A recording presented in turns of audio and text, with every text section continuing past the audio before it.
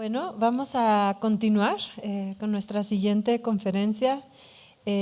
Muchas gracias por quedarse. Y cuando vamos tejiendo el programa, de pronto decimos, bueno, sí, va a ser la conferencia de apertura, la que sigue. Pero a mí me gusta mucho y disfruto cuando también el programa toma su propia vida, y ahorita yo sentí que con lo que acabamos de escuchar con Yanaína nos puso en una nota que creo que va a resonar mucho con lo que nos vas a compartir, ¿verdad? Tuve el gusto de conocer el trabajo de Yanara a través de Paula. Paula estuvo el año pasado, hace muy poco, en Ecuador, y ahí se conocieron, y cuando regresó Paula del viaje me dijo, tiene que venir Yanara y Olivier al seminario. Así estaba muy enamorada, así tal cual, en amor mutuo. Entonces, bueno, estábamos trabajando en el programa para el seminario, estábamos conversando mucho sobre las ideas que queríamos compartir con ustedes, los puntos de partida, algunas provocaciones, preguntas sobre todo, y creo que encajaba mucho con el trabajo que has venido desarrollando desde tu mirada, desde tu perspectiva, desde el rigor con el que te dedicas al trabajo, que es, creo, un poco lo que nos vas a compartir ahora. Y bueno, ya para dejarle la palabra a nuestra querida invitada Yanara Guayasamín, quiero compartirles un poco sobre ella. Es realizadora y documentalista con formación inicial en antropología. Realizó su maestría en cine en el Instituto Nacional Superior de Artes y Espectáculo.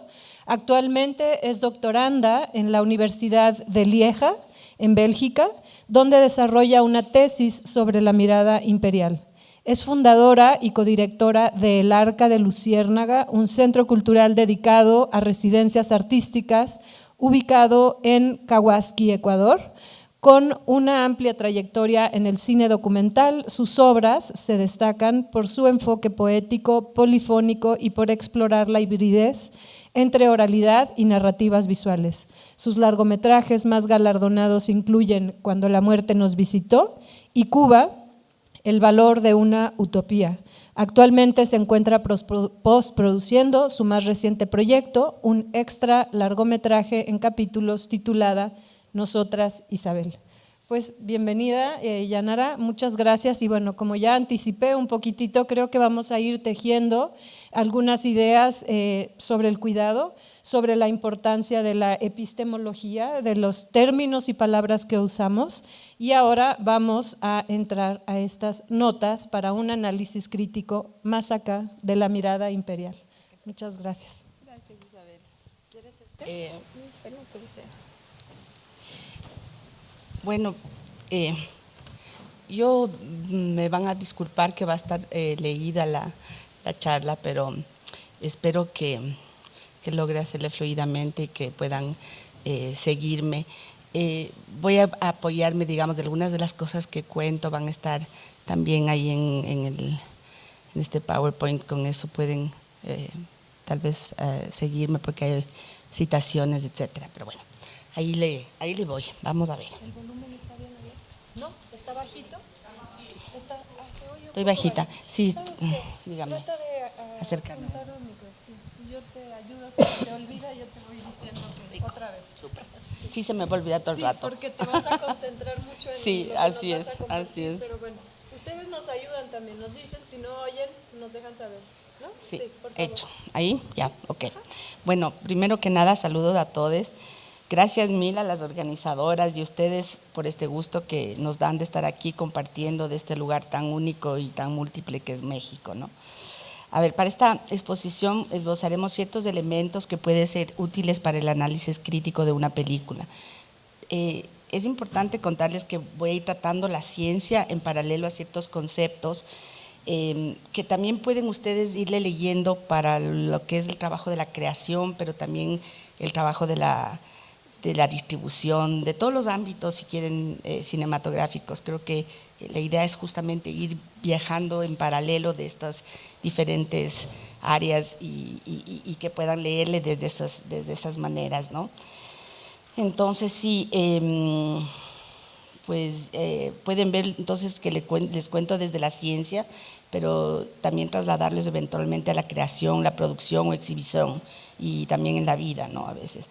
Les contaré un poco de la mía y, claro, mucho de mi manera de ver el mundo. En fin, iré entrecruzando varias líneas narrativas. Me cautivan las polifonías. Una de las cosas que a mí me gustó mucho cuando comencé a hacer los trabajos sobre feminismo era este tema de dejar claro quién habla, desde dónde y el cómo, ¿no? Y es un poco esto que voy a manejar como estructura. Yo sé que suena un poco banal y que muchos de ustedes de pronto ya lo conocen, pero bueno, yo lo utilicé para estructurarles esta charla, ¿ok? Entonces, y voy a irme usando a mí misma a ratos para irles contando algunas cosas, ¿ya? Entonces, para situarme, entonces puedo decir que fácilmente que soy cineasta y académica desde más de 30 años, muy afín a mirar el cine, el género y la colonialidad, que es desde donde trabajo este doctorado. Y al principio de mis trabajos creo que viví muchas cosas, por lo que me propuse profundizar en los elementos que podían estar presentes en mi manera de entender el mundo. Y me choqué con el hecho de que sistemáticamente muchos de esos constructos que tenía no me explicaban del todo las realidades que me rodeaban.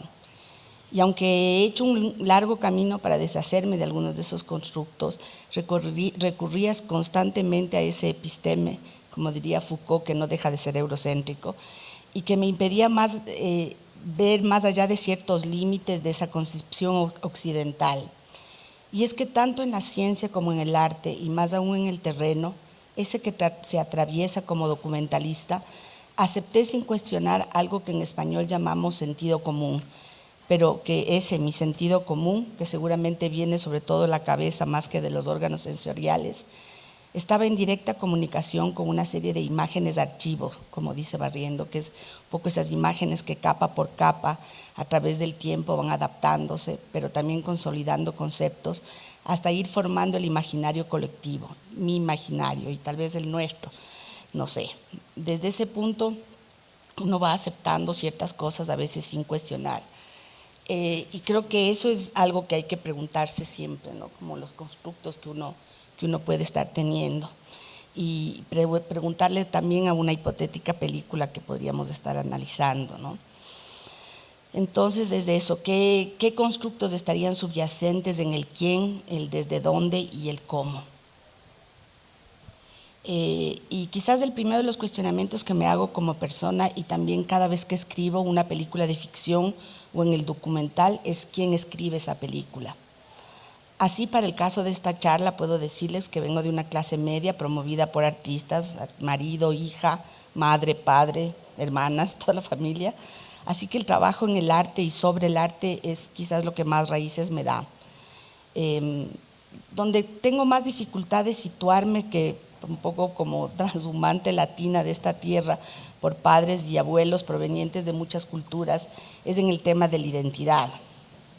Y es que siempre me pregunto cómo presentarme, quién mismo habla, desde cuál de esas culturas. Y bueno, creo que de todas maneras la identidad siempre es un buen lugar, es bien importante desde dónde partir como herramienta del análisis crítico. Me voy a alargar un poquito en este tema. Es en realidad una herramienta, ¿no? Es decir, preguntarnos bajo qué identidad uno va a ponerse en marcha, de qué identidad va uno a proceder, partir de auto ubicarse, no solo como persona, sino con los privilegios, las particularidades y fortalezas, pero también nuestros propios sesgos, las alianzas que se han hecho, los límites que tenemos, lo que nos motiva, etcétera. Son una herramienta. Y uno se pregunta entonces quién es ese cineasta, esa cineasta que nos habla en esta película que vamos a analizar. Sabemos que las relaciones de poder se manifiestan todo el tiempo. La mía es en realidad mestiza y respiro de esas problemáticas constantemente. Y sí creo que puedo decirles que de alguna manera, no sé cómo está realmente el Ecuador, digamos México en relación al Ecuador, pero en el Ecuador hay un racismo muy fuerte. Entonces, lo que les estoy contando tal vez para ustedes va a parecerle más banal, pero para nuestro país son como cosas bastante difíciles sobre las cuales dialogar, ¿no?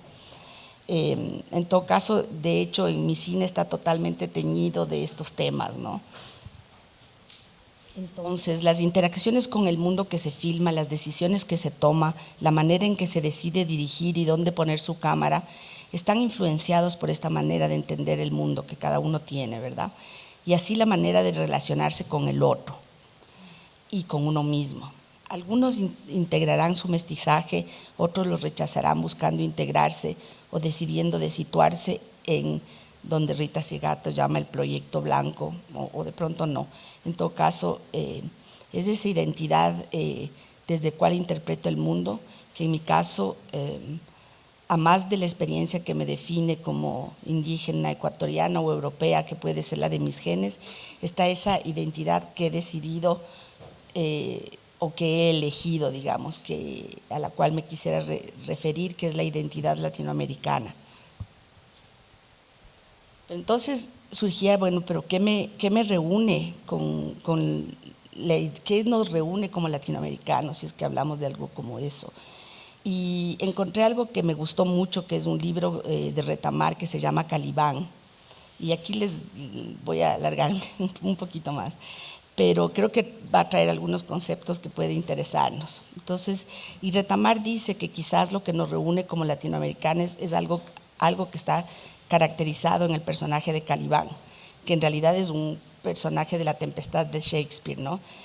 Pero Retamar dice que Colón, cuando llega a América, de la palabra Caribe hizo caníbal y luego caníbal, y de ahí sale el anagrama lógico Calibán. Que yo le digo Calibán porque me recuerda mucho a Calimán, que creo que en mi época era como una serie de radio que era muy escuchada, pero bueno, supongo que Calibán. Y Shakespeare lo usa en su pieza de teatro. Y bueno, Retamar nos cuenta que cuando los españoles llegan a la costa de Centroamérica, en Santo Domingo primero, se encuentran con que hay grupos que ejercen la antropofagia. Esto a los conquistadores les da pie para decir que los habitantes de estas tierras tienen costumbres monstruosas, ¿no? Pero lo interesante de este personaje es que su representación puede formar parte de una imagen archivo donde estaría lo bárbaro, lo atrasado, lo salvaje, lo que no tiene humanidad. Y todas estas representaciones del otro se riegan en el imaginario europeo y pasan a ser válidas para toda América del Sur. Yo me atrevería a decir que inclusive hoy de muchas formas transformadas siguen vigente y que el cine aún más seguimos siendo mayoritariamente la tierra de lo que hace falta, de lo atrasado, de la corrupción, el narcotráfico. Hablo sobre todo evidentemente del cine hegemónico, no más o menos que hasta nos imponen de muchas maneras que esas sean nuestras narrativas, ¿no? Y lo que más se vende y lo que más nos aceptan a veces. Pero bueno, la clave es que tampoco estas imágenes eran neutras. Desde ese imaginario se sostenían tesis que nos llevó a eso que llaman el paradigma tutelar. No se han oído hablar de eso, pero bueno. Barrientos dice que es el derecho de intervención teológica militar en el Nuevo Mundo y la justificación de la guerra contra los indios sobre la base de su natural irreligiosidad, de su dudosa humanidad y de su supuesta predisposición al canibalismo. Ideas que darán pie para lo que llaman la racialización epistémica de la alteridad, entre otras, ¿no? Todas formas también de mirar al otro como inferior o por debajo de la línea evolutiva. Es una de las constituyentes de lo que llamaré la mirada imperial.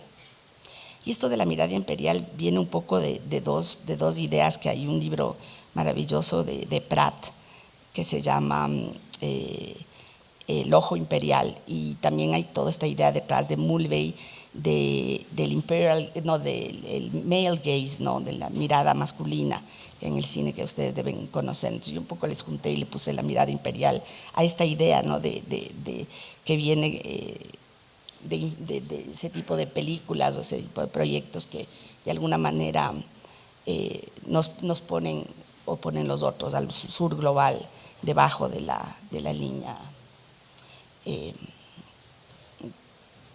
evolutiva casi, ¿no? Entonces, bueno, pero para volver a esta idea de la identidad mestiza y la historia de Calibán, es que Retamar propone una identidad latina que sería un poco como la del personaje de Calibán, es decir, que no es una sola, claro, sino múltiple, no homogénea, no universal, tampoco está necesariamente solo en un territorio, el latinoamericano, está en constante transformación, es también caníbal, desde esa idea de lo que de que puedo incorporar más de una identidad, inclusive la europea, y de muchas maneras transformarla, no copiarla y reproducirla, claro, porque estaríamos reproduciendo desde esa mirada hegemónica, sino de crear una que nos es propia.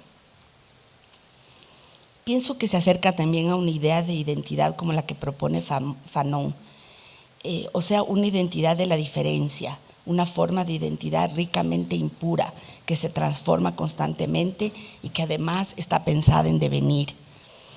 Lo nuestro, les muestro una cosa que le propuse para una película, porque les decía, ¿no?, que para mí el tema del mestizaje, de la identidad es importante, y si les propongo, es parte del proyecto que estoy trabajando, es lo único que vamos a ver de ahí, pero les dejo un rato. Isabel de Godán, que es el personaje vestido azul, es una mujer que vivió en el 1700 en el Ecuador y que hizo una travesía entre Guayaquil, que es la ciudad costera, a todo lo largo del Amazonas y de la Amazonía de varios países para terminar hasta Europa, en Francia, ¿no? Y bueno, eso tiene que ver un poco, una mezcla de documental con ficción, que es un poco lo que estoy trabajando. Pero bueno, la idea que ella propone aquí es como esta identidad que de alguna manera se pregunta cómo vivir con la confrontación de las dos sangres, ¿no?, entre la conquistada y la conquistadora. Pero es un poco diferente lo que propongo, digamos, yo como mi identidad, es decir, más bien es como una identidad en la que puedo asumir ambas y transformarlas, ¿no? Creo que eso es algo que ha venido pasando con el tiempo, porque al principio era más conflictivo. Pero bueno, lo que me lleva también a pensar y cómo me gusta pensarle al cine mestizo, ¿no? Es decir, ese que de alguna manera ha fagocitado esas múltiples culturas y las ha transformado hasta hacer esa identidad de la diferencia, ¿no?, en constante cambio y proyectada en devenir, como decía Fanon. Pero todo esto de encontrar su identidad para algunos que la cuestionan no es fácil, implica mucho, y dentro de lo que se vive a veces como persona, o por qué no, desde esa posible identidad latinoamericana, está el hecho de que sigue conformándose dentro de la realidad hoy. Pero lo antiguo siempre regresa, con ello la sensación de que por mucho que uno se esfuerza, siempre hay cosas que se vuelve a mirar como se las aprendió. Y yo en lo personal me doy cuenta que he vivido por tanto tiempo cubierta un poco como en el cuento de Piel de Asno, con una piel que no era mía, que me han quedado como muchas marcas profundas. Y estas son como surcos que inevitablemente conducen el agua al mismo lugar. Perdonen que soy muy emotiva yo a ratos. Por eso les leo, porque si me pusiera a hablar, me voy en todos los lados. Entonces, bueno, en todo caso quedan marcas profundas y esas son como surcos que inevitablemente conducen el agua al mismo lugar. Y bueno, de vez en cuando esa intuición se abre paso, se afirman conceptos otros, nuevos, que me permiten comprender cosas que mis viejos supuestos no me explicaban. Y regreso entonces a pensarme como esa otra identidad de la diferencia, sucia o impura. Y bueno, es desde ahí que quiero contarles un poco mis búsquedas y mi análisis. Y claro, no había podido comprender muchas de esas cosas, entre ellos de la mirada imperial y su representación que inferioriza a los otros, si no fuera por muchos de esos pensadores y pensadoras tanto del género como de la colonialidad. Y es un poco el enfoque que les traigo, ¿no? Y uno de esos trabajos, y uno de los trabajos que vengo haciendo, es tratar de identificar los conceptos detrás de esta mirada. Y he trabajado mucho sobre una película que me ha dado muchas pistas, y es una que se llama Al país del escalpe, que es de un cineasta belga que se llama el Marqués de Wavrin. Es una de las películas pioneras. Es ese señor de ahí. Entonces, el Marqués de Wavrin fue un científico, fotógrafo y cineasta proveniente de la nobleza belga, que realizó expediciones por países de Sudamérica entre 1920 en 1930, realizó muchos documentales y filmaciones que son películas bastante importantes a nivel del material que nos deja de ese momento, ¿no? Entonces, ahí hay un video, ¿no, verdad? The Marquis of Vavrin has undertaken alone a long voyage of exploration into the very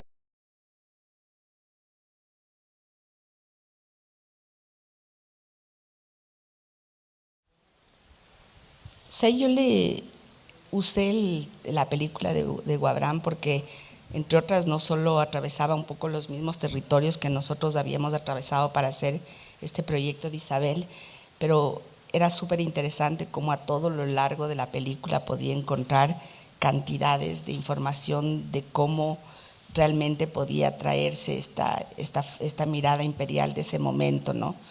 Y me sirvió muchísimo para ir encontrando las formas como analizar, y parte del trabajo que hice era justamente tratar de analizar el cómo había plasmado, como digamos lo que llaman axiografía, que es un poco la ética de la representación, ¿no? La forma como había plasmado su representación de los pueblos y nacionalidades que atravesaba, ¿no?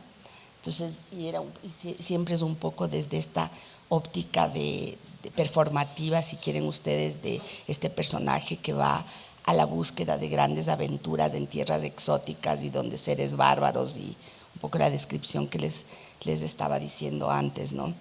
Y como al frente de esa aventura el gran héroe, ¿no?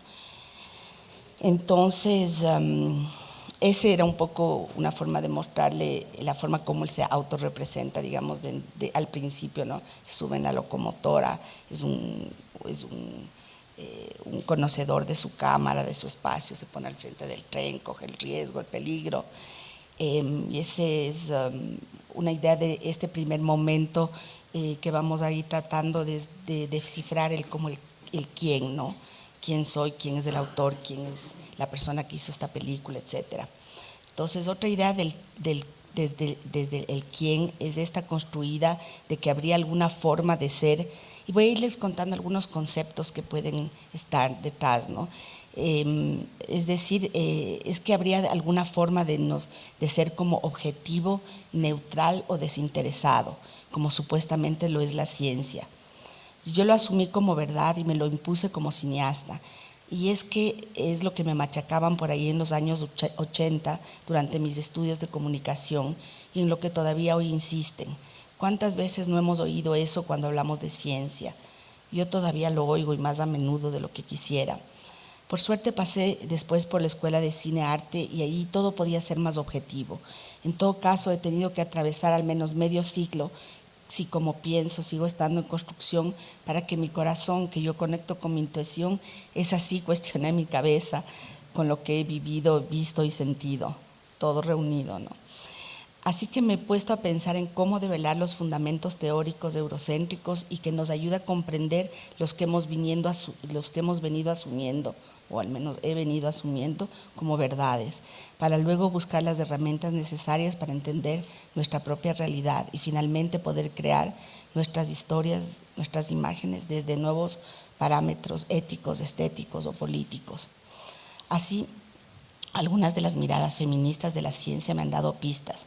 Entonces, si seguimos a Sandra Harding, para quien la ciencia es una actividad social al interior de una estructura social que trae consigo formas de ver el mundo, esta no puede ser neutra.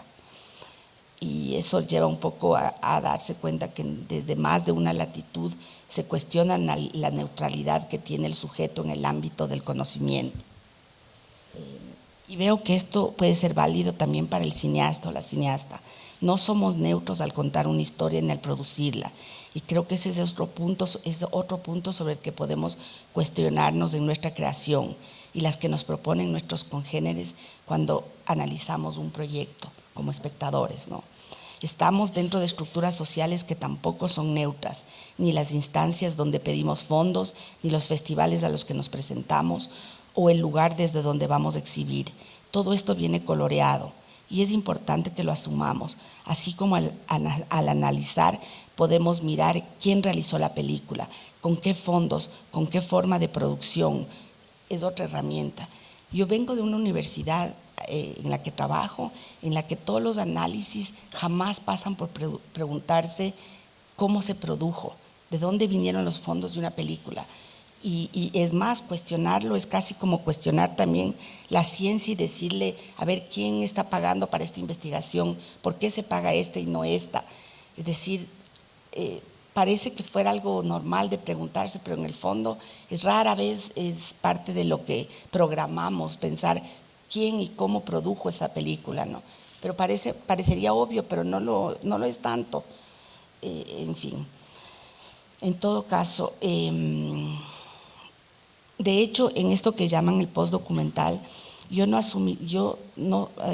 se asumirían que somos neutros, pero tampoco que tenemos la verdad, igual para lo objetivo o desinteresado, sino más bien que esta es una tendencia a la que quisiéramos ir, como el personaje de Sagitario, saben que tira su arco, la flecha y traza como una dirección, ¿no? Es su meta, pero también su utopía, ¿no?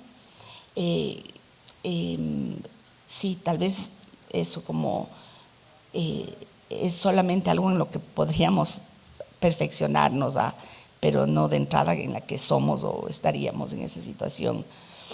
Y eso es interesante plantearse cuando uno analiza una película, ¿no? También. Ahora, y voy por un segundo eje, que es el lugar desde donde cuento, o el lugar desde donde se me cuenta una historia. Según pensadores como Wallerstein, con su idea de sistema mundo, él dice que los supuestos desde donde mira la historia, Europa aparece como el artífice de todos sus logros, es decir, que sus logros los tiene por méritos propios, pero no insiste suficiente en cómo llegó ahí a ocupar el lugar que ocupa, siempre hablando de ciencia, ¿no? Es decir, que el lugar desde donde se cuenta la ciencia eurocéntrica es un lugar en el que está mejor con una idea de continuidad de los logros anteriores, lo que permite el discurso de que estarían en mejor situación porque han tomado las buenas elecciones, son un poco el referente positivo, pero sistemáticamente olvidan introducir el elemento de la conquista de América y lo que significó para Europa a más de lo que significó para América, y así con otros subglobales, ¿no? Castro Gómez dice que la cartografía modificada desde la conquista llegaría a Europa a plantear que la representación verdaderamente científica y objetiva es aquella que puede abstraerse de un lugar de observación y generar una mirada universal sobre el espacio. Es precisamente esa mirada que pretende articularse con independencia de su centro étnico y cultural de observación, una mirada desde la cual, como dice Castro Gómez, ya no podrían coexistir diferentes formas de ver el mundo, sino que habría que taxonomizarlas conforme a una jerarquización del tiempo y el espacio. Es un poco lo que se viene haciendo, entrar estas ideas de taxonomizar todo en categorías, ¿no? En esto que Castro Gómez describe para las ciencias sociales como la ibris del punto cero, puede traducirse también a un lugar desde donde conocemos o nos enunciamos, sea como persona de ciencia o arte. Para la ciencia eurocentrada sería un lugar que no está en ninguna parte, que está por fuera de toda medida, que se sitúa en una no trayectoria, es decir, al origen mismo, por lo que valdría para todas las experiencias y aplica a todos y a todas. Así, finalmente llegaríamos a un no lugar, que es lo universal. Miñolo decía que una de las consecuencias de la ibris del punto cero es la invisibilización del lugar particular de enunciación para convertirlo en un lugar sin lugar, en un universal, como les digo. Es un poco como el dueño de una librería donde pone literatura universal, ustedes han visto eso, y en la estantería encontramos las obras de los autores más conocidos europeos, pero donde también las más importantes obras latinoamericanas no están, ¿no? Entonces uno llega como a ese punto en que se pregunta qué tan universal es, ¿verdad?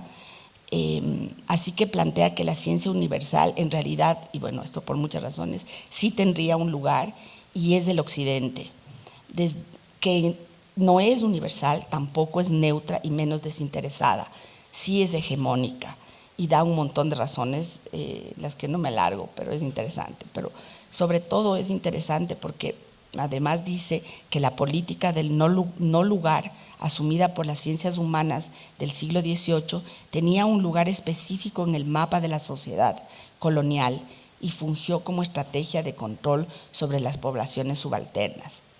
Es decir, que de esa estrategia de control vendrían muchas de las ciencias sociales como la etnografía, la antropología y la psicología.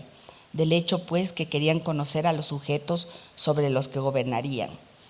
Y van a ver ustedes, digamos, mi charla está muy teñida del tema antropológico, etcétera, y del cine etnográfico, pero yo no creo que eso le excluya de mirarle desde otras formas de hacer cine también, ¿no?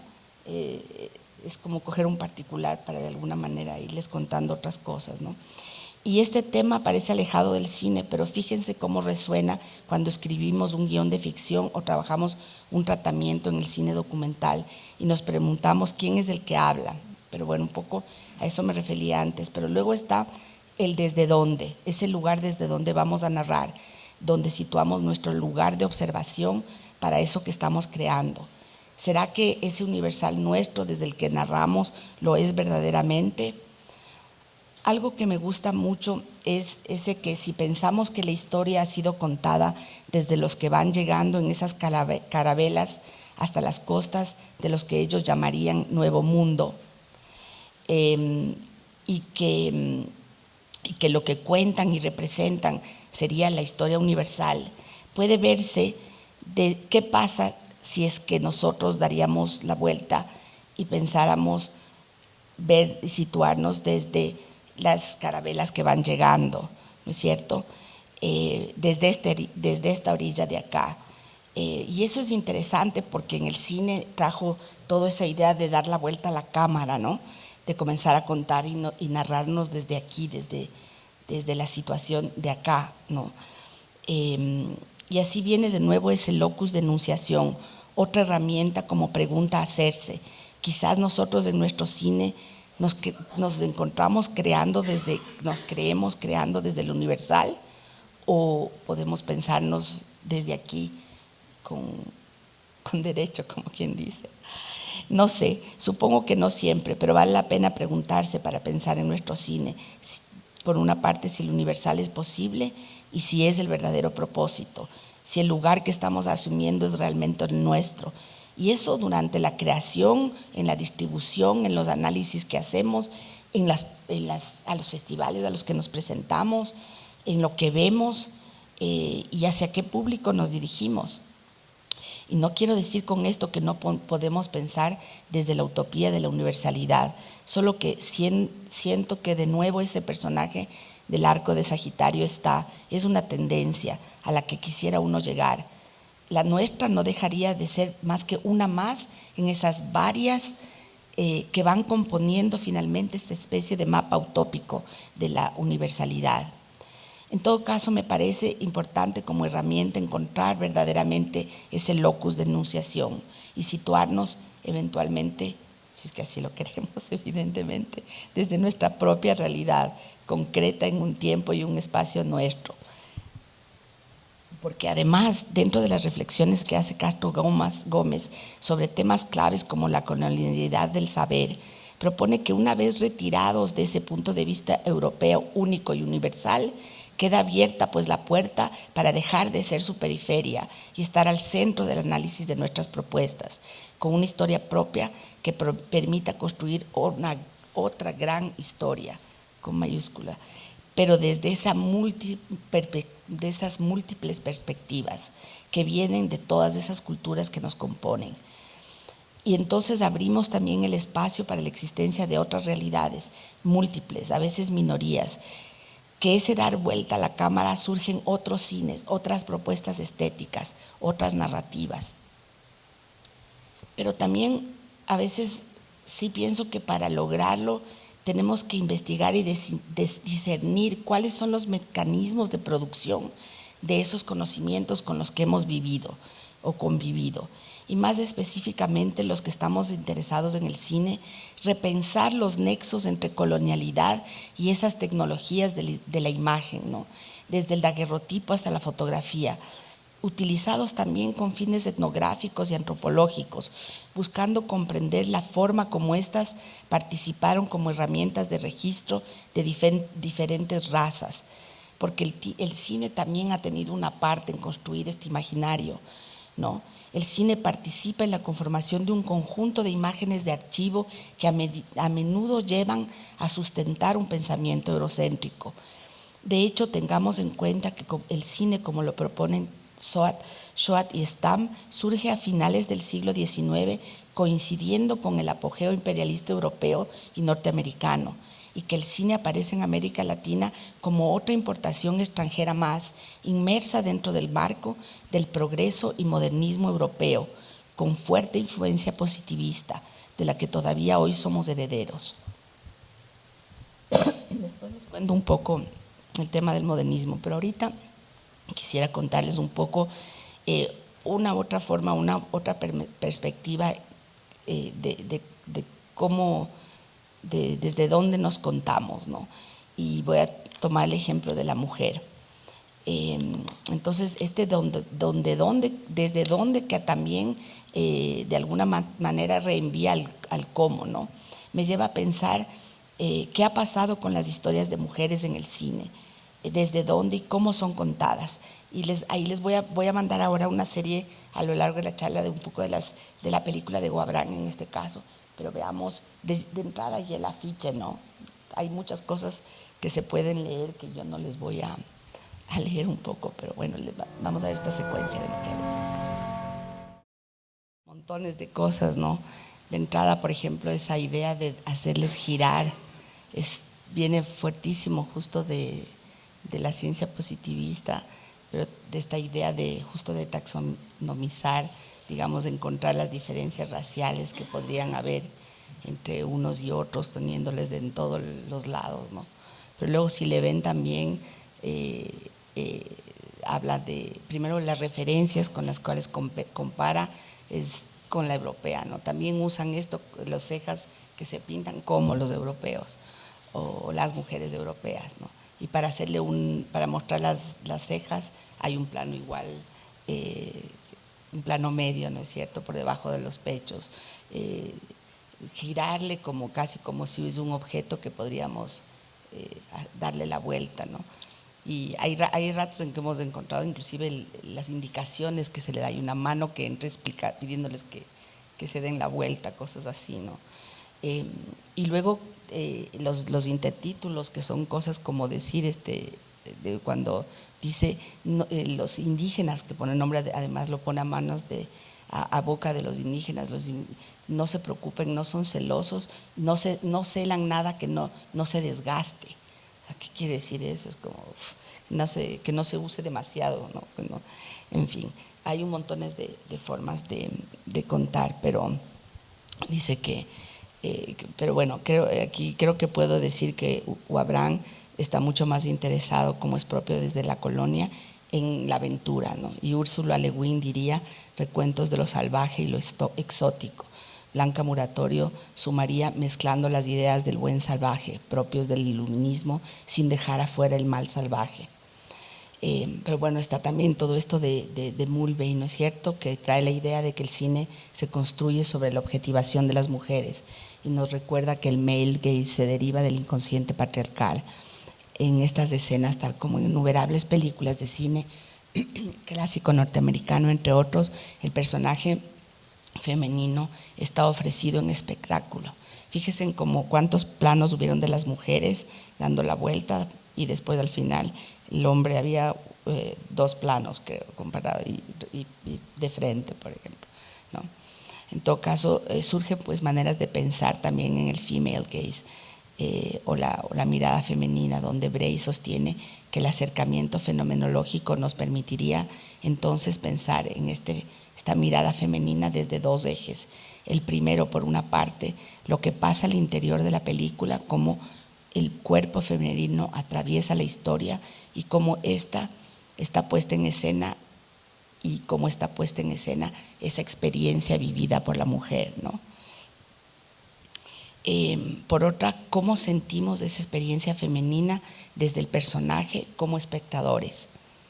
Y esa es como otra herramienta, ¿no es cierto? Es otra herramienta cuando contamos la vida de una mujer. ¿Pensamos en todo eso o estamos dentro de esta otra gran historia, ¿no? Que es como la historia de Wabrand como el héroe. Tenemos aquí un video.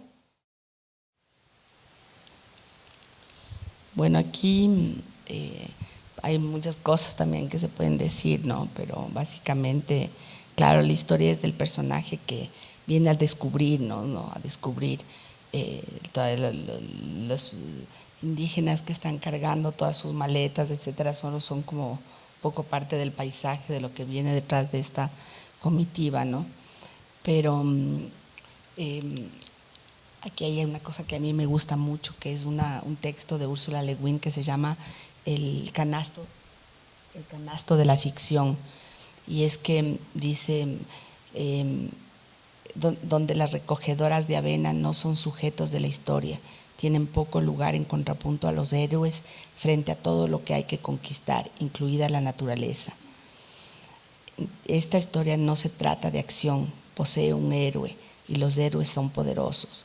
Antes de que se den cuenta, los hombres y mujeres de la huerta de avena silvestre, sus hijos, la habilidad de los hacedores, los pensamientos de los pensadores y las canciones de los cantantes son todos parte de la nueva historia, llamados al servicio de la saga del héroe. Pero esta historia no es la suya, es la historia del héroe. Es un poco eso, ¿no? La idea de que todas las pequeñas historias quedan de lado frente a la historia del héroe, ¿no? Es también un hombre del héroe, un hombre, el héroe de esos y estos tiempos que mira los vastos dominios a conquistar, y donde Pratt propone lo siguiente: una vez más están presentes muchos elementos estándares del tropo imperial, la apropiación del paisaje, los adjetivos estetizantes, el amplio panorama anclado en el contemplador, el veedor, pero tan pronto como los ojos del explorador se posan sobre el objetivo de sus deseos, una fantasía intervencionista desplaza completamente la realidad del paisaje que se extiende delante de él, y esa fantasía se convierte en el contenido de la visión.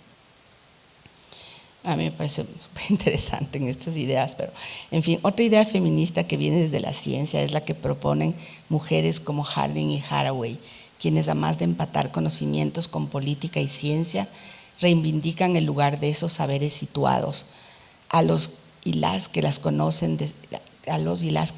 de su realidad, a quienes con sus cuerpos desplazan el poder y contextualizan el diálogo, y que están vinculados a la realidad de los territorios en que viven con su accionar político. Abren un diálogo ciencia, mundo histórico. Y yo les traigo esta otra idea también, que para mí es una herramienta en la ciencia. Por ejemplo, dentro del doctorado que yo hacía, casi era no permitido traer material filmado o documentado de ciertas encuentros que uno podía tener, y yo soy documentalista, lo que he hecho es filmar y hablar con gente a todo lo largo de mi vida, pero como que estos no eran casi válidos. No es lo mismo que algo que ha sido escrito y editado y salido y es muy extraño, pero bueno, las feministas están cambiando y han cambiado mucho eso, y ese espacio comienza a existir como no solamente el objeto que es observado por el sujeto, sino esos saberes situados también como parte sustancial de lo que venimos o que uno puede estar trabajando, ¿no? Casi siempre. Y un poco al documentalista le pasa eso, ¿no? Que a veces el sujeto con el que está trabajando de alguna manera puede llegar a convertirlo como en objeto de una investigación o de de un proyecto, ¿no? Pero eso son parte de las herramientas que uno puede ir viendo, necesario de filtrar cuando uno mira una película. Y es que si no pensamos más acá de ese paquete de colonialidad del que nos habla Quijano, nos habríamos perdido de algunas perspectivas interesantes para pensar nuestros trabajos.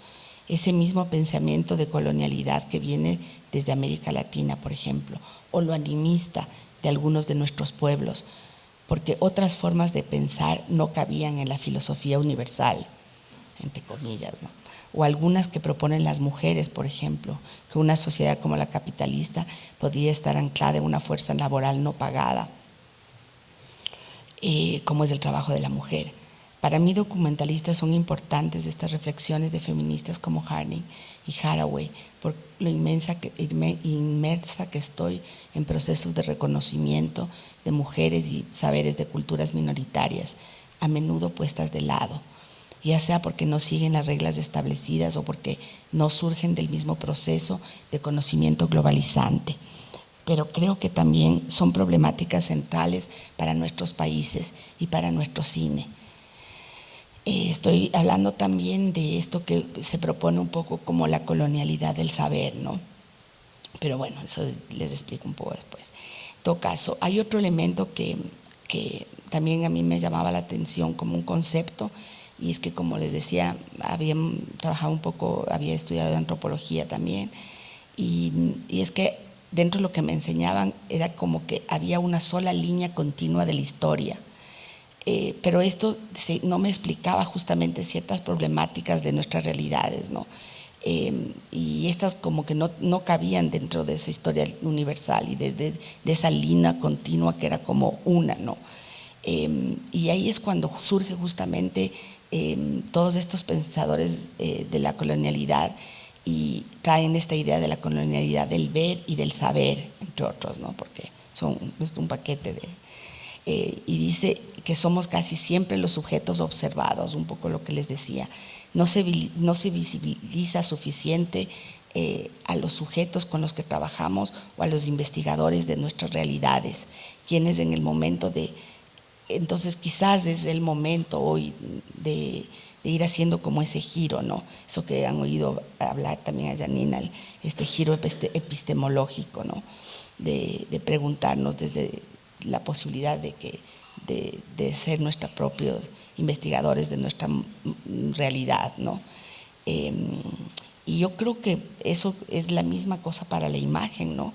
Y también para mostrarnos y vernos entre unos y otros. Por eso creo que esta idea del pensamiento latinoamericano como un lugar posible, o una identidad latinoamericana donde podamos comenzar a vernos también como parte de algunos procesos históricos que tienen muchas relaciones y que nos traen muchas resonancias y ecos de unos con otros, ¿no? Entonces, pero esta colonialidad del ver, que viene a ser para Barrientos como la matriz de colonialidad que subyace a todo régimen visual basado en la polarización e inferiorización entre el sujeto que observa y su objeto observado, ¿no? Es un poco lo que les venía contando, pero que casi siempre en el cine hegemónico, en la ciencia hegemónica, parecería como que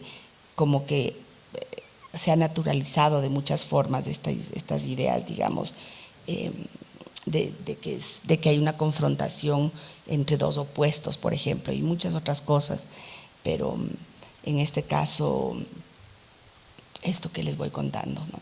Y luego porque también está como esto de la colonialidad del saber, donde Walter Miñolo plantea que el proceso colonial no solo significó una dominación política y económica, sino también esa dominación epistemológica que les vengo diciendo, ¿no? Que en realidad no es otra cosa que una imposición de la visión occidental sobre el resto del mundo, igual en el cine, ¿no?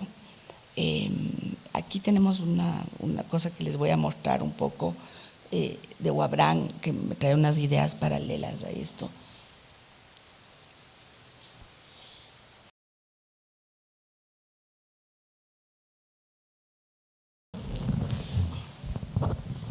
Bueno, aquí sobra casi las palabras de cómo nos piensan realmente, pero aquí hay un montón de elementos que son muy visibles, ¿no? Entre ellos esta idea de lo que es civilizado y lo que no es muy civil. De hecho, en la película prácticamente esa secuencia con la misión de Canelos casi son los únicos blancos en términos de casi extranjeros, porque si no, para él viaja solo y él hace este viaje solito. Es como que todo el resto, como quizás no son blancos o no cuentan. Entonces, y a eso le denomina la civilización, ¿no?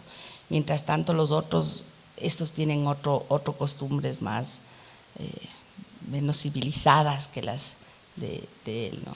Entonces, y luego, bueno, todo lo que hay como ideas de la estética y además cómo lo pone en relación con lo que es apetitoso, casi sarcástico, ¿no? Entre el apetitoso que puede ser, pero que en el fondo está olvidándose completamente de la posibilidad de vernos desde acá, porque si uno se le ve desde acá, en esta práctica, por ejemplo, que es bastante común en muchos lugares de América Latina, no solo lo que significa lo proteínico, pero la situación relacional que existe de ese momento en el cual tiene un niño adelante y que está haciendo ese acto de sacarle el piojo, es toda una relación y un contacto muy, muy estrecho con la otra persona y de cariño y etcétera. Pero además hay una cosa que es súper interesante, porque ahora ya están estudiando justamente prácticas como en esas, ¿no? Pero a mí me gustó mucho una cosa que encontré de una híjole, ya se me fue, sin que las tecnologías me atacan, de una pensadora peruana que habla sobre esto, ¿no? Y dice, es una mujer que se llama Ileana Pagán, pero la peruana es Rocío Silva de Santi Esteban, y dice, y habla de esto, y dice, habla del asco como una sensación aversiva producto del contacto personal y sorprendente con un objeto o sujeto que provoca rechazo y atracción a su vez, debido a su extraño temor a que pueda contagiarnos. Y esto en el entorno de Perú, el asco funciona como la plataforma afectiva para construir alteridades basurizadas, con la finalidad de convertir al otro en un ser desechable que prácticamente ha perdido su condición humana, ¿no? Y parte del trabajo justamente de este tipo de narraciones es un poco esa idea también de distanciarse, de crear lo que es la mismidad y la otredad, ¿no? Y de ir creando lo que les define o nos define como occidentales, blancos, y lo que son los otros como los salvajes, los bárbaros, con unas relaciones con la estética muy particulares. Ahí se burla también del hecho de ciertos tatuajes, de ciertas formas de trabajar con los cráneos, o sea, todo está puesto en causa realmente, ¿no? Y yo pienso que son elementos que, en fin, tienen un objetivo más que objeto, tienen un objetivo, ¿no? Es decir, que hay una finalidad en ciertas representaciones que se hacen en momentos determinados, y estos no están libres de influenciar la manera como nos relacionamos con los otros, ni tampoco están libres de carga política y social, y están ahí presentes en muchos de los discursos hegemónicos y en todos los ámbitos. E insisto en esto porque puedo decirles que, a pesar de que mis primeros estudios fueron en América Latina y que estos pensadores y pensadores ya cuestionaban estos temas, los referentes que me daban en mis espacios de universidades, etcétera, casi nunca estaban o explicaban temas tan ligados a nuestra realidad como es la raza y su intrínseca relación con el poder. Ese es uno de los grandes aportes, claro, que trae la colonialidad, ¿no? Una idea clave de la ya mencionada ciencia antropológica evolucionista ha sido la de mirar estos pueblos y nacionalidades otras con el eje de lo que les falta, en contrapunto de lo que Europa sí tiene o representa, es decir, la carencia económica o pobreza, pensando que si no almacenan excedentes no poseen nada, en las culturas amazónicas, de pronto no necesitaban apropiarse de todas las cosas que estaban alrededor. De hecho, hay muchos estudios que ahora nos explican eso, ¿no?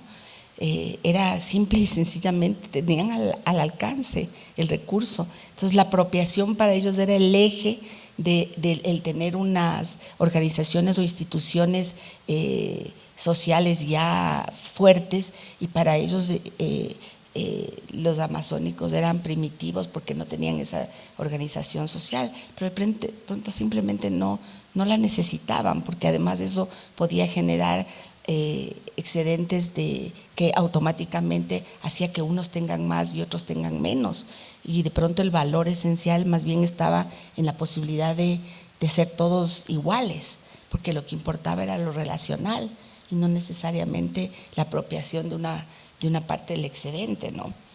Pero en todo caso, lo mismo pasa con el tema de los recursos tecnológicos, ¿no? Estos nunca eran suficientes o tan avanzados como los europeos, ¿no? La falta de organizaciones complejas, etcétera, un poco lo que les venía contando. Así, la naturaleza es vista como una serie de recursos infinitos, y esos seres que ahí están, lo que necesitarían realmente es de una fuerza, y esa fuerza es el progreso y el control de parte de la civilización, evidentemente la occidental. Quizás el texto sería una naturaleza subyugar y controlar mejor todavía, expoliar. Me resuena un poco algo que se mantiene fuertemente también en el discurso hoy de la modernidad y, por qué no, del patriarcado. Es decir, se extiende a la idea frecuente de que eso también se adapta a la mujer todavía hoy, y no solo en Occidente. Esa idea de que hay que subyugar la naturaleza o controlarla, ¿no? O expoliarla. Y ahí el teórico peruano Aníbal Quijano nos trae conceptos muy importantes, como dice Walsh. El paquete de colonialidad que articuló Quijano va desde el control de la tierra y del trabajo, es decir, la economía, al control de la autoridad, tanto política como del Estado y las Fuerzas Armadas, pero también el control del género y del sexo, con la familia judeocristiana burguesa heterosexual, y el control de la subjetividad, es decir, ese modelo de subjetividad creada sobre el ideal de un hombre blanco, europeo y cristiano, y finalmente, pero no menos importante, del conocimiento, de la política teológica del conocimiento a la política egológica, cuyo centro y fuente de irradiación fue la europea renacentista y la Ilustración. Esto lo fue pensando Quijano, pero también con una serie de otros pensadores como Dussel, quien sostiene que la modernidad y colonialismo, sistema mundo y capitalismo son aspectos de una misma realidad simultánea y mutuamente excluyente, mutuamente constituyente, que es más importante. Es decir, que todo esto viene a fomentar, o sea, no es además pasado, no es una forma de verle como antes, sino que más bien es una forma de verlo muy, muy hoy día, ¿no? Ese sentir que inclusive el tema, digamos, capitalista está entrecruzado no solo por la raza en nosotros, pero también todas estas ideas que les voy contando. Entonces, pero les sigo contando. Quijano sostiene que la modernidad eurocéntrica delineó un devenir histórico caracterizado por el completo predominio de la razón experimental, o dicho en palabras de Navarrete, donde lo racional acaece en un proceso instrumental que traza los medios por su utilidad para lograr los fines y altera todo en un recurso al servicio de la meta privada. Elimina toda responsabilidad del individuo frente a un sujeto societal. Solo le interesa lograr un acto privado sin tomar en cuenta el contexto. No interesa a la sociedad, tampoco la naturaleza. Y ahí voy a abrirme a otro tema, así como les estaba tratando un poco de la forma como se han manejado los otros, la mujer. Quiero irme a otro tema que es otro de los elementos que creo que es interesante uno ir viendo cuando analiza una película, y es esto del antropocentrismo, ¿no? Es otra herramienta, es decir, cómo representamos lo no humano, ¿no?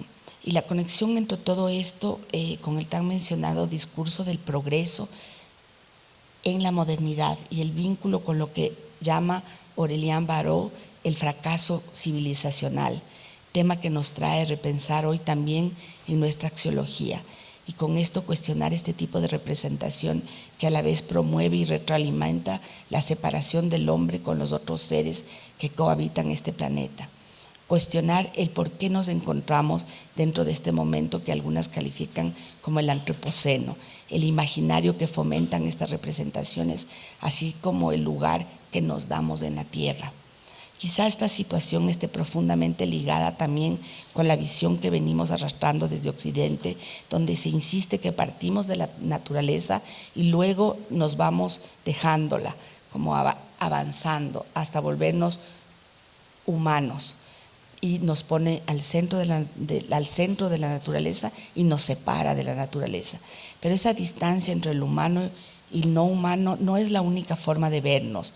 Hay otras propuestas invisibilizadas, convertidas en irracionales y radicalmente diferentes. Por ejemplo, para múltiples culturas amerindias, el animismo nos lleva a poner en el mismo plano el humano y el animal. Todos los seres tienen cultura. El cuerpo define a los seres, pero no es sustancialmente inmóvil, sino que es más bien relacional. Un elemento central para muchas de nuestras culturas en América es pues la relación que se establece. Lo que hace el cuerpo es definir las perspectivas que ocupas en el universo. Formas de pensar muy alejadas de los conceptos tradicionales dicotómicos que separan naturaleza-cultura, cuerpo-mente, espíritu-materia. Elementos que se pueden presentir a menudo todavía en estos pueblos. A mí me ha pasado en esta película que realicé, Atravesando la Amazonía, de encontrar montones de mujeres, pero muchas mujeres amazónicas, donde el animismo era muy presente y muy importante, inclusive habiendo sincretismo. De todas maneras, a la raíz había mucho esta idea, ¿no?, de que más compartimos realmente una misma naturaleza con los animales, y lo que realmente cambia es esa perspectiva, es decir, que hombre cazador tiene la misma perspectiva que un puma en el momento en que se están relacionando por el mismo objetivo, que es encontrar una presa, y eso como que les reúne más allá inclusive de la forma que puede tener el cuerpo, ¿no? Por decirles una cosa, no es nada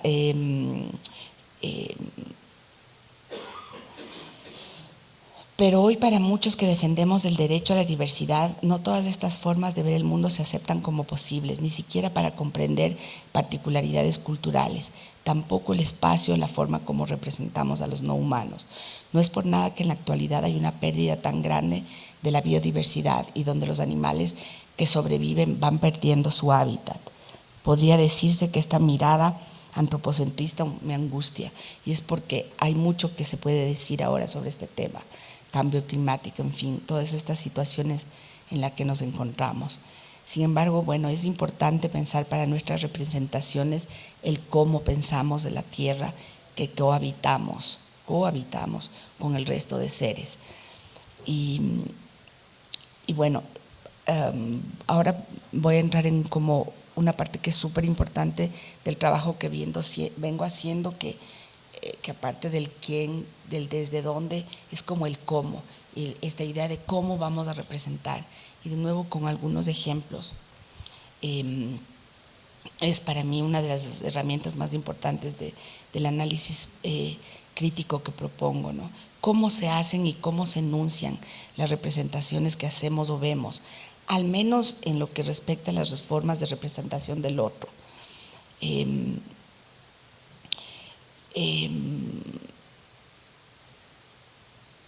Este tipo de problemas en la representación, que yo comencé a trabajar con lo de Wabrán, y que me daba cuenta de que en realidad no es asunto de que él sea una persona colonial de su tiempo. El asunto es que esto que llama episteme, ¿no?, de Foucault, es que es un poco lo que está alrededor de una forma de pensar, de un momento que no solo determina lo que ves, sino hasta dónde puedes ver y cómo lo vas a decir. Es decir, que a veces es como, son cosas que parecen que es solo uno el que la representa, pero no, están conformadas en toda una forma de ver en común, ¿no? Y que es bastante, en ese sentido, es que es difícil romperla a veces, ¿no? Porque están como muchas veces algunas de esas cosas muy naturalizadas. Entonces, este tipo de problemas de representación que se manifiestan a través de esta mirada imperial no se limitan solamente al pasado, al contrario, nuestras herencias culturales e históricas están siempre presentes e influencian nuestras sociedades de hoy. Esas representaciones configuran un zócalo de prejuicios, estereotipos y discriminaciones que persisten no solo en Europa, sino en América Latina. El Ecuador mismo atraviesa un periodo de polarización, entre otros en el tema étnico, muy fuerte, que radicaliza bandos, los enfrenta y nos desgarran. Dejan en la desesperanza respecto de lo que viene a ser nuestra forma de estar en el mundo. Porque estos modelos que vengo exponiendo no solo se ven promulgados por Occidente, sino que son permeables generalmente a las clases dominantes en nuestro continente, pero que también nos llevan a todos, ¿no? El caso es que este imaginario, ese que sí responde a estos estereotipos y bipolaridades, es desde el que se realizan muchos de nuestros productos, digo productos, pero es proyectos quizás, promovidos con mayor intensidad en las nuevas formas de comunicación, en redes, plataformas y mercados, ¿no? Y si seguimos representando a los otros sin cuestionar suficientemente la historia o las causas y efectos de ciertas cosas, los reproducimos, ¿no? Esos prejuicios y esos estereotipos, y categorizamos de lo que es endógeno y lo que es exógeno, y clasificamos, aunque a la base clasificar es como algo natural según muchos psicólogos, ¿no? Pero eso no deja de ser algo que a la larga se puede convertir simplemente en fuerzas de oposición, ¿no? Y que a veces son excluyentes y también racistas, ¿no? Y a veces se enraizan esas ideas, ¿no? Y vamos viendo lo que vamos viviendo por el momento y se asumen y luego también las reproducimos.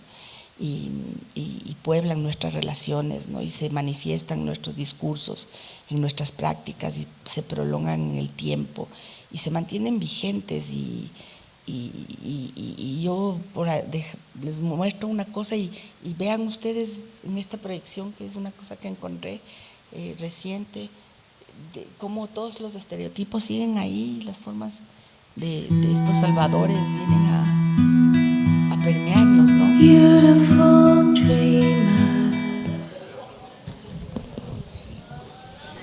Y toditos los estereotipos ahí, toditos pegados, nos vienen a salvar, todos muy guapos, muy jóvenes, ¿no? La música, no pueden cambiar todo, no pueden imponernos ningún. O sea, es tremendo, ¿no? Y lo igual, lo salvaje, esta imagen archivo de lo caníbal que sirve para tanta cosa, ¿no? Bueno, en fin, no es que es pasado, lamentablemente. ¿Qué?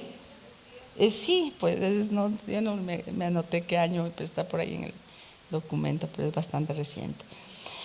Entonces, entonces no, la película que yo les mostraba de Guabrán, que entonces uno puede decir, pero es que eso fue antes, y eso se llamaba Al País del Escalpo. Y en realidad la finalidad era ir a ver cómo se hacía una práctica muy conocida, que es reducir las cabezas a las anzas, ¿no? Y confunde y poner el escalpo como esta idea de los indígenas norteamericanos, pero en realidad está reenviando a la idea de los cazadores de cabezas que van a cortarlo, y bueno, en fin. Pero, en fin, bueno. No me voy a alargar mucho porque yo no sé cuánto tiempo estoy en esto, pero eso era decirles simplemente que están en muchos reportajes televisivos, en producciones cinematográficas nacionales y extranjeras. Nosotros estamos plagados de un montón de cosas de televisión que reproducen unos estereotipos y unas formas de burla de los grupos étnicos ecuatorianos, y que son lo que más público tiene en el Ecuador. las películas que han sacado estos grupos son las que más taquilla tienen, o sea, es algo que no está lejos, ¿no? Está ahí mismo y todos los días, ¿no? Pero bueno, es importante, por eso creo yo, es importante tratar de hacer esos análisis críticos, ir viendo mostrar cómo funcionan cómo funcionan esas representaciones y también preguntarse, o sea, la axiografía que está detrás, o sea, esa ética de la representación, me parece importante plantearse, ¿no? Porque ahí viene la parte más difícil, ¿no? Que es decirnos también luego qué formas de representación pueden haber nuevas, ¿no? Que caminen de la mano de pronto de eso que llamamos situado o local, desde lo que conocemos más profundamente, que no necesariamente se plieguen a las normas del mercado y que decidan eso, no reverse epistemológicamente hablando desde otro centro que el de Europa o de Norteamérica, ¿no? Yo creo que es un poco ahí lo que está en juego para el cineasta, las cineastas, pero también para los programadores, para los curadores, para todos los que están en el ámbito del cine y luego, claro, para el público del futuro. Yo en lo personal lo que les voy a contar un poco cómo he estado intentando trabajar ya como el tema del cine es que confrontada la necesidad de encontrar formas de hacer documental que tengan en cuenta realidades complejas, identidades diversas, donde la oralidad es algo que olvidamos un montón, que hace parte de América Latina. Es verdad que el cine está siempre con la idea europeo, sobre todo de la imagen, pero cómo buscar espacios para esa oralidad en América Latina me parece todo un reto, pero también donde la poesía tenga un lugar importante. Y yo he podido un poco identificar como que hay tres temas interconectados en el momento de analizar una película, ¿no? Y también de crear. Y creo que el primero es el tema del dominio de los procederes, es decir, cómo hacer que sean procederes considerados, ¿no? O sea, que tomen en cuenta, sopesados, pensados, ¿no? Pero luego está, claro, el buscar las formas de representación adecuadas, ¿no? Y responsables, porque creo que el cine tiene también necesidad de tener responsabilidad del mundo que queremos crear, ¿no? Y por último, ver las apuestas económico-políticas que tenemos en la producción, porque a veces queremos tanto crear que finalmente después tenemos que dar cuentas de lo que quieren que quitemos y saquemos, porque si no podemos producirla no vamos a poder hacerla. Pero creo que es importante pensar en eso y también cuando uno analiza, ¿no? Sobre todo si quiere uno estar, digamos, dentro de este contexto un poco multicultural y que sea incluyente, ¿no? Así que, bueno, yo estoy en eso, en búsqueda de respuestas. Más tengo preguntas siempre, ¿no? Pero bueno, que nos llevan a tomar decisiones en estos tres ámbitos, ¿no? Y en el proceso de creación de una película. Y en este proceso exploro el postdocumental y más precisamente el ensayo documental, que me gusta esa idea de que ya no se está necesariamente cautivo de grandes verdades, ¿no? Sino que se cataloga como abiertas a algo más. Una estética donde la imagen analógica a veces pasa a lo digital, pero donde los hechos mismos ya no tienen el relieve de lo clásico en búsqueda de una verdad, sino más bien, y de la transparencia, sino más bien de la opacidad, ¿no? Porque hay una búsqueda más bien de la alegoría y pensada esta como objetos que traen ideas y donde el centro más que la narración está la reflexión. Y donde la linealidad justamente de la exposición no es la norma, ¿no? Y eso gracias también a la tecnología que abre nuevos campos de explorar, en el caso del documental, por ejemplo, expandido. Catalay, alguien que está trabajando un poco ese tema, y dice que sería pues posible conceptualizarlo desde las diferentes formas de acceso por parte del investigador a más de una realidad en sí completa y irrefutable como la quisiera la ciencia positivista, a fragmentos de esa realidad subjetivada desde un punto de vista, teniendo como misión privilegiada poner de manifiesto y exponer los pliegues de esa complejidad de la realidad más que mimetizarla. Y ese tema de la complejidad de la realidad para mí es súper importante y es como otra herramienta, es como que generalmente para poder alcanzar dentro de esa hora y media que tienen las películas, etcétera, estamos siempre listos como a dejar, a estar como en lo simple, ¿no? O sea, algo que cuente la historia, que se narra así, pero a veces, o sea, no es lo mismo estudiar la planta en un laboratorio que estudiar la planta en el medio ambiente, es decir, hay toda una cantidad de circunstancias y de variables.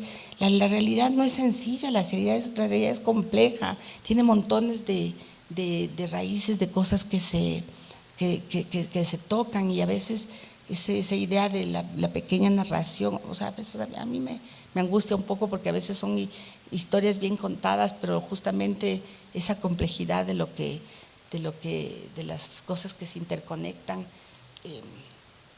yo les extraño a veces en el cine, pero bueno, a veces lo mío es muy complejo, pero en todo caso, la forma de representación, entonces, a ver, pero ese momento de crear puede ser el de interrogarnos sobre las maneras que hemos tenido de encontrar al otro, preguntarnos sobre las formas contemporáneas de hacer y decir del documental y del cine, de ficción, igual, es lo mismo, casi, no tan, pero un poco, de crear conexiones parciales que nos posicionan políticamente y finalmente juntar esfuerzos e involucrarnos desde el lugar en que vivimos, en vía de transformar al menos la manera como narramos nuestro entorno.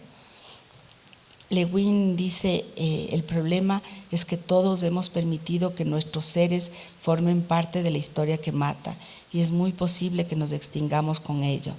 Así que busco con cierta sensación de urgencia la esencia, el tema y las palabras de la otra historia, la que nunca se contó, la historia viva. Este cine documental que exploro puede realmente dar cuenta de una realidad compleja en estos tiempos posmodernos, en que quizás, como más que verdades, necesitamos encontrar nuevas formas de mirar el poder. El tema del poder es toda una cosa que podríamos, pero bueno, a mí hay una frase muy bonita que me gusta, que es que todos sabemos que nunca ninguna dictadura ha impedido ver, sin embargo todas han prohibido mirar. Es como la de Catalá. Pero si me apoyo en Foucault y esa idea de que la ética está atravesada por la relación de uno con uno mismo en la forma de su actuar moral, entonces cabe introducir la pregunta de cómo una persona en particular se toma cargo en su actuar de cada día, y en este caso en la representación. No en vano Foucault propone que el cuerpo está también inmerso en un campo político. Las relaciones de poder también se ejercen en él, sobre él. Y eso me parece como súper importante, porque si bien podemos estar en unas épocas específicas donde todo se ha visto de tal o de tal forma, igual no deja de haber toda una relación que tenemos nosotros con nosotros mismos al respecto de este tema de la ética, ¿no?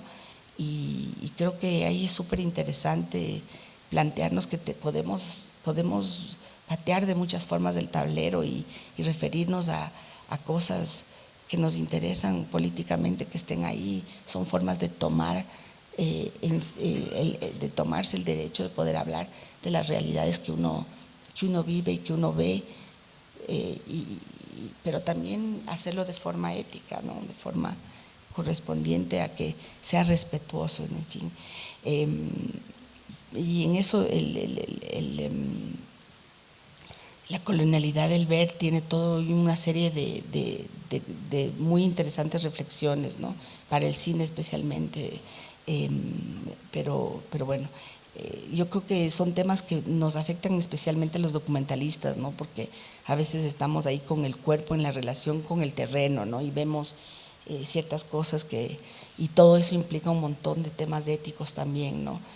Pero no creo que es diferente para la ficción que quiere narrar su realidad y su entorno, ¿no? En todo caso, creo que es importante para los procesos históricos latinoamericanos. Y bueno, de nuevo, como la ética está al centro, ¿no? Los derechos, las dinámicas de poder, las de diálogo, son temas difíciles para los documentalistas y los cineastas hoy, pero no creo que no se pueden dejar de lado, hay que pensarlos, ¿no? Pero a la base creo que a lo que apunto y a lo que estoy buscando es cómo puede instaurarse un diálogo considerado, ¿no? como dicen Macé, respetuoso, recíproco y horizontal, ¿no? Donde el cuidado esté al centro de la ecuación, ¿no? Ese care que hablaba también Janina, y que viene mucho de las feministas, ¿no? Y todo el contexto del cuidado. Pero es especialmente importante en el horizonte de trabajar con culturas diversas, ¿no? Y en el análisis crítico, que es también finalmente un análisis crítico de nuestro quehacer, ¿no? De nuestra forma de estar en el mundo, ¿no? Y ver cómo se puede uno contribuir, ¿no? O al menos, como dice Barriendo, llevarnos a una mejor comprensión de los problemas epistemológicos y ontológicos derivados de la pretensión de establecer un diálogo visual transparente entre saberes y culturas diferentes. Eso era un poco lo que les tengo preparado. No sé si me alargué demasiado. Disculparán. A ustedes de escuchar. Gracias. Bueno, no, muchas gracias por traer tantos temas. Sin duda ha sido una exposición con bastante densidad, pero muchas gracias por traerlo, por dejarnos tantas preguntas y también por hacerlo desde un lugar de enunciación personal y atravesado también por lo que nos vulnera, ¿no? Por las preguntas que nos hacemos en nuestro hacer cotidiano. Así es que muchísimas gracias por elaborarlo desde ahí y creo que es, bueno, un tono en el que podemos seguir elaborando y abriendo el diálogo entre todos los presentes en los siguientes días. Desde ahí, ¿no? Desde dónde nos colocamos, cuál es nuestro lugar de enunciación y justamente siendo pues muy críticos, ¿no? No dar por sentado o bajo ese sentido común, ¿no? Creo que nos compartiste muchas ideas. Si alguien quiere, por favor, decir algo, preguntar, resonar, sí, ya te acercan el micrófono. Creo que yo me quedo muy sorprendida con esto que dijiste de la imagen archivo, ¿no? Pero bueno, hay muchas cosas.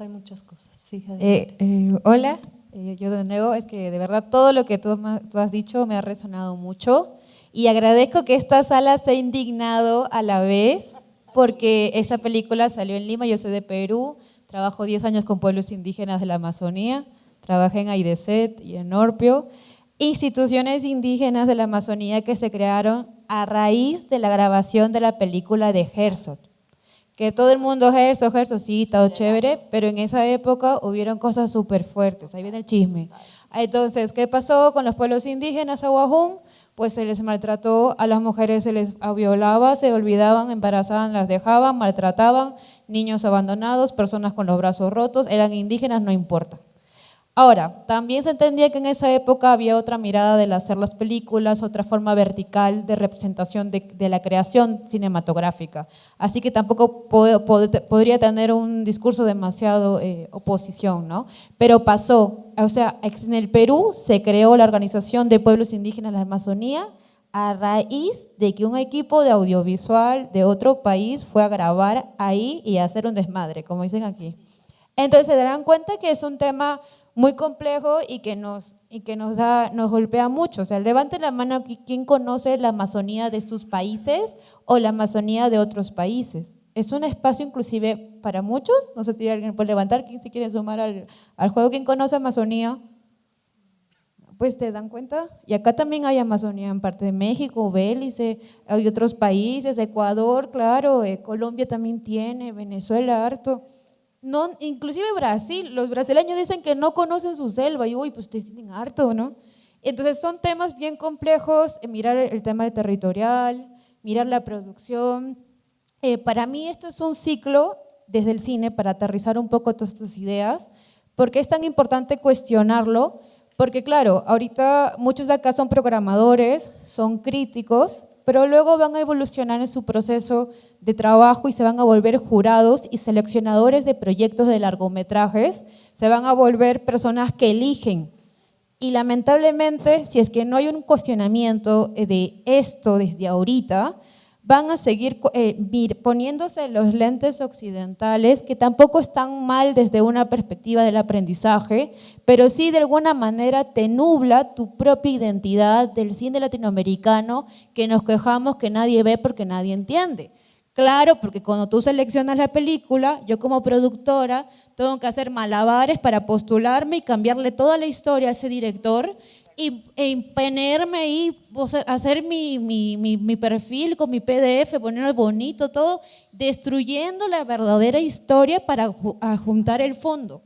Entonces ahí me dejas como productora, me siento hasta mal, ¿no? Porque él quiere hacer la historia, su personaje principal es la montaña, porque la montaña es la que hizo todo. Pero eso no cabe para el fondo, de tal país, de tal. Entonces, claro, todo esto es nuevo, este cuestionamiento, pero es importante tenerlo ahí porque de alguna manera va a ser el avance y también es importante que se hable de estos espacios. Porque es un círculo, yo lo veo así, todo da vueltas y vamos a estar en diferentes posiciones, desde lo que vamos a gestar, difundir, promover y desde los que vamos a crear. Y también otra cosa que yo veo es, así como escucho mucho acá en México, y los felicito bastante, lo de la pornomiseria. Todo, ay, esto es pornomiseria, esto es pornomiseria. Yo eso no lo escucho en Perú. Eso lo escucho de mis hermanos españoles que dicen, oh no, yo no quiero ser pornomiseria, me da miedo.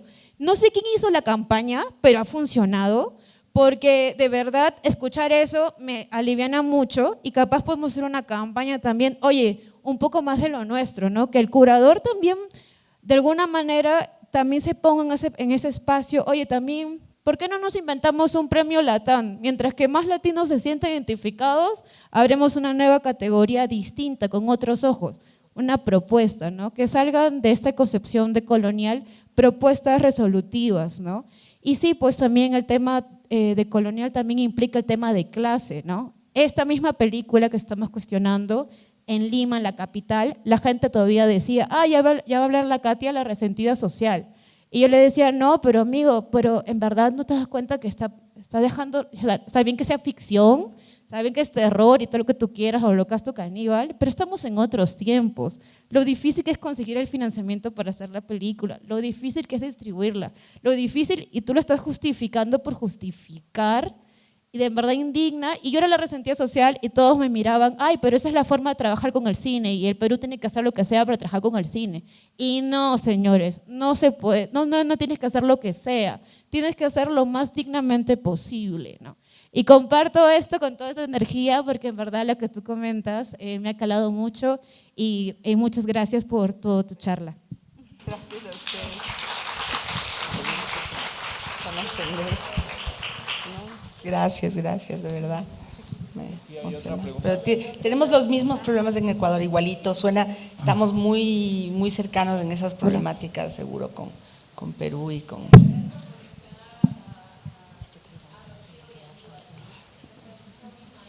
Sí.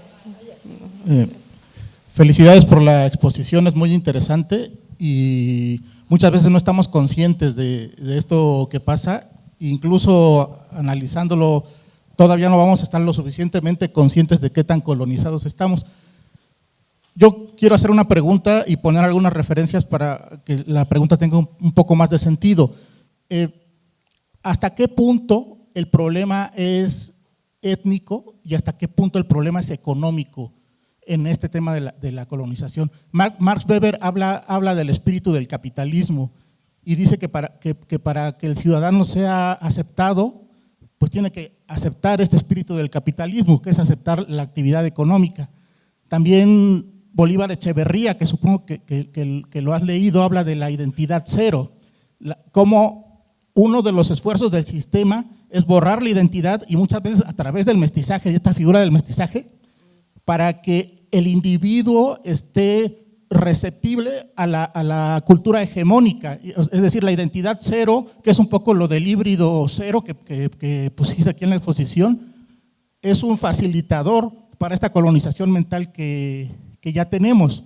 Pero todo esto va enfocado al capitalismo. Y la tercera referencia, que no me acuerdo del autor, es un autor negro, que dice que realmente el racismo en Estados Unidos inició por una cuestión económica, porque en un primer momento, cuando los colonizadores ingleses estuvieron en Estados Unidos, trataban igual a determinados blancos y a determinados negros, ¿no? Es decir, los blancos irlandeses, los blancos de segunda categoría de la misma Gran Bretaña eran tratados igual que los negros. Fue cuando los negros empezaron a poner cierta resistencia y cierta unidad étnica, ahí se combina un poco, pero a lo que quiero llegar, al punto que quiero llegar es que al final de cuentas, el fin último de todo esto es la persistencia del capitalismo. Y si eso es cierto, pues al final de cuentas, hablar de cine, hacer cine en un sistema capitalista sin adecuarse a estas reglas es imposible. O bueno, es posible si hacemos cineclubs o ni así, porque ¿quién nos va a financiar? ¿No? Un poco lo que decía la compañera. ¿Quién va a financiar? Y si te financia, ¿quién te va a ver? Y si te ve, ¿cuánta gente te va a ver y va a poder hablar de esto? ¿Tú qué piensas? ¿Qué porcentaje es el sistema capitalista en toda esta dominación que ahora tenemos? Gracias. Gracias. ¿Sabes? El eje del que estoy hablando, todo esto en realidad es exactamente, la idea es que plantea que a todo lo que, por ejemplo, pensadores como Marx o inclusive postmodernas, más tarde como Horkheimer, etcétera, tal vez se les quedó en el tintero era el componente racial, o sea, el tema de la relación intrínseca que hay entre clase social y color, el racismo. Entonces, es evidente que estamos inmersos totalmente en una forma social capitalista, pero, yo creo que planteas una cosa que es bastante difícil, es decir, cómo que tendríamos que cambiarlo todo para poder hacer esto, pero entonces entramos en una especie de círculo vicioso, porque entonces ¿cómo vamos a cambiarle si no hacemos nada para que cambie? Entonces yo pienso que de nuevo ahí entramos a algo que es central, que es también la práctica con cómo lo hacemos, cómo vas modificando todos los pequeños detalles de todos los procesos. Es cuando yo digo esta idea de que uno siempre vuelve o que de alguna manera siempre vuelve a surgir esta idea de estas ideas, estos preconceptos que uno tiene, y es que están tan anclados en nosotros que es un trabajo súper esforzoso de cómo me doy cuenta de quién me puso esto aquí. Eso significó un trabajo para esa persona. ¿Cómo le agradezco? Le agradecí suficiente que pensó en tenernos una agua, ahí el cuidado, y eso en cada momento de cada cosa. Si alguien dejó, o sea, lo que significa tratar de pensarnos y de actuar de forma en que podamos ir como construyendo formas diferentes de relacionarnos, es un trabajo enorme. Entonces, yo creo que la única forma es ir haciendo esos pequeños trabajos en cada una de las formas que podamos, porque después estoy convencida que se van generando también relaciones con otras gentes y con otros, se van creando redes y esas redes van creciendo. Y con lo que avanza uno a hacer va aportando como esta imagen de toda la selva en llamas y los animales corriendo tratando de huir, y de pronto el tigre se cruza con un colibrí y le dice: tú date la vuelta, vete del otro lado, y el colibrí va con una gota de agua en su pico y dice: no, voy a aportar con esta gota. Yo creo que es un poco eso, es que si cada uno va poniendo un poco de gota, de pronto hasta los sistemas ya más, las cosas más profundas o estructurales van a poder ir cambiando también. Entonces, no sé, no me puedo situar desde el lado de círculo vicioso. Prefiero ir viendo cómo nuestras prácticas pueden ir modificando, ¿no? Cosas, no sé. ¿Había un comentario más por aquel lado? Pienso que pasaron el micrófono, ¿no? Ah, ok. Bueno, pues creo que con esto que compartes, Yanara, con esto último, creo que sí, que de este lado queremos situarnos ahí, pensando que hay maneras de sumar y de hacer las cosas diferente, y siempre bajo esa posibilidad de tener todos los cuidados y la conciencia de no simplificar. Y creo que eso comparte de lo que ya nos has ahorita compartido, expuesto, parte de ahí, de observar lo complejo que es todo y no dar por sentado, ¿no? Todo eso nos demanda tiempo y nos demanda pausa y atención en un mundo que va al revés, que va vertiginosamente avanzando. Entonces se vuelve una resistencia y es cansado hacerlo por esos movimientos contradictorios, ¿no?, en los que estamos. Pero bueno, gracias. Hay alegría también. Ah, no, Hay por un montón, supuesto. ajá.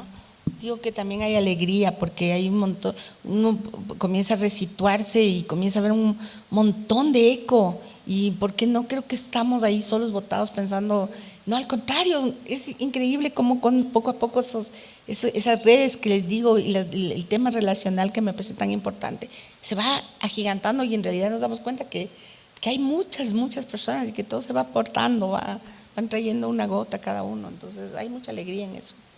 La soledad y la distancia es lo que crea más dificultades, creo yo. Muchísimas gracias por…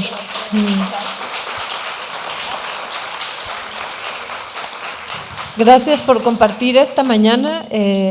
Con esta conferencia terminamos las actividades del seminario de nuestro primer día. Nos vemos mañana para cine y educación para…